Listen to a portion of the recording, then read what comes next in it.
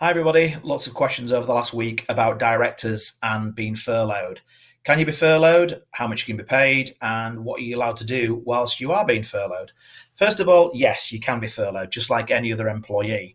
The unfortunate thing is, though, you can only claim 80% under the job retention scheme on the salaried aspect of your overall income. And I know for almost all owner managed businesses, that is around about £720, the rest being made up of dividends. Whilst there is an awful lot of lobbying going on from various groups about compensation for owner managed businesses, at the moment, you're only allowed to pay yourself on the salaried amount. And no, you can't go back and retrospectively change February or give yourself a salary increase in March in the hope that that will count as well. It won't. It's based on what was submitted under your payroll systems at the end of February. So what are you allowed to do? Well, if you're an employee, you've got to go home and do nothing. You can do some voluntary training work, but you can't carry out any duties for the company whatsoever.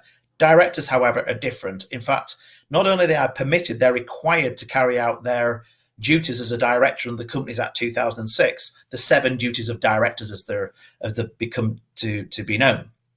I'm going to go through those 7 duties for you right now, leaving number 2 until last, because that's the really interesting one for you, actually, to what you're allowed to do whilst you're at home being furloughed. Okay, number 1 is to act within the power of the company's constitution. That is effectively the rules and regulations that are laid down in your articles of association, the document that you were given when you formed the company. You've probably never seen it since. Dust it off if you want to remind yourself what those duties are. Number 3, I'll come to number 2 later, as I said, exercise independent judgment. That just means don't just blindly take instructions from the shareholders without questioning them, or indeed delegated powers from the chairman. Make your own decisions. Take ownership of those judgments yourself.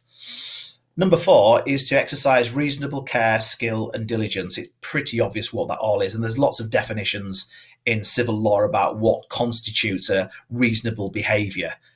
Numbers 5, 6, and 7 are all to do with avoiding conflicts of interest. And these are essentially going to come from whether you've got a relationship like a family member or whether you've got a profit motive, perhaps. If you ever feel that your loyalties are being split between 2 parties, you've got a conflict of interest. It doesn't mean to say that you've got to resign your position or whatever. You just got to discuss that with the other board members.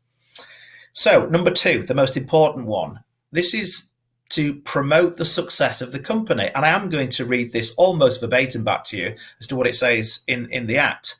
So, to act in a way a director considers in good faith would be the most likely to promote the success of the company for the benefit of its members as a whole, and in doing so have regard to, amongst other things, the likely consequence in the long term, the interests of the employees, the impact on the community and the environment, maintaining a reputation of high standards, and acting fairly between company members. But the most important one for you guys that are referring yourselves as directors and want to continue doing work for the company, you can, because the need to foster the company's business relationships with suppliers, customers, and others. It's there in the Companies Act. You're allowed to continue to work effectively with your customers and suppliers and to further the interests of the business. So essentially, you can continue to doing almost all of the duties that you've been doing whilst you've been in the office.